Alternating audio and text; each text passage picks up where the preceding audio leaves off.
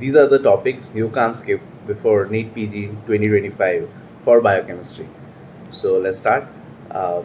Cardiac biomarkers, specific and non-specific markers, flipped pattern of LDH, CKMB, troponins, and all their PCARs for diagnosis.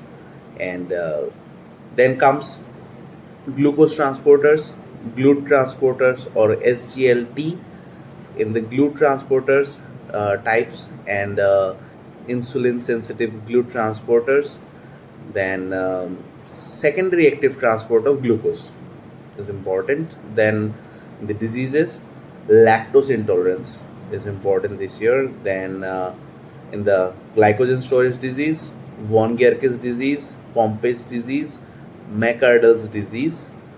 All these diseases may come along with pictures or image based questions and or clinical scenario questions. I'll upload a separate video for all these image based questions next. Then glucose 6 phosphate dehydrogenase deficiency is important, clinical scenario based or image based. Refsum's disease, Tay-Sachs disease, Niemann-Pick disease, all these three diseases along with pictures.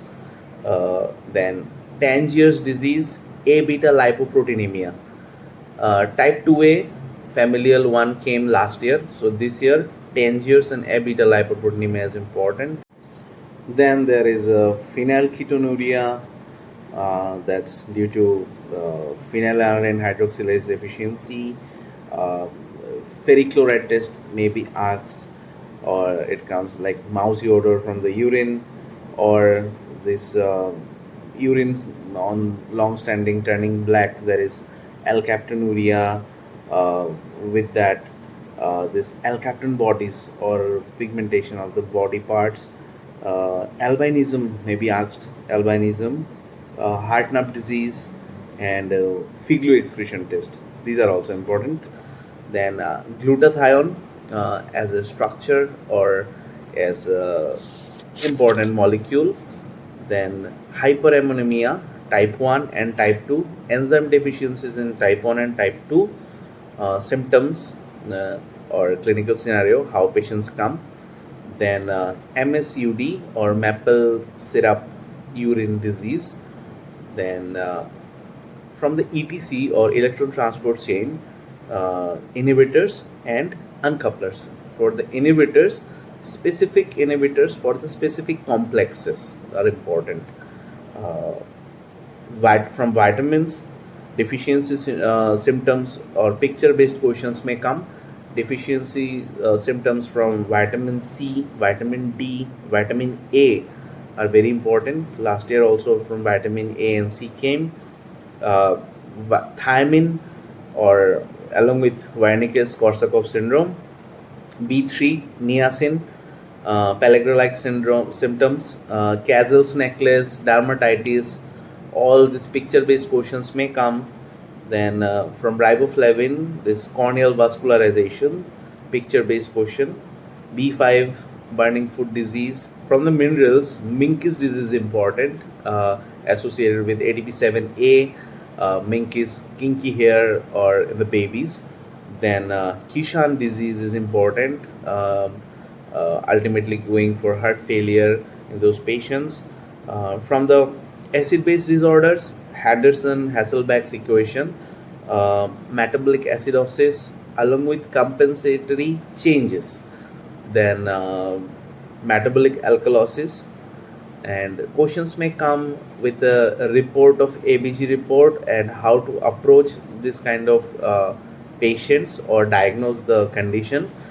Then conditions like SCID or severe combined immunodeficiency or ADA deficiency. Role of P53 or guardian of the genome. Tumor markers are important, like it's a PSA or CEA, chorioembryonic antigen, or CA19-9, CA125, AFP, alpha fetoproteins are most important. Others are there.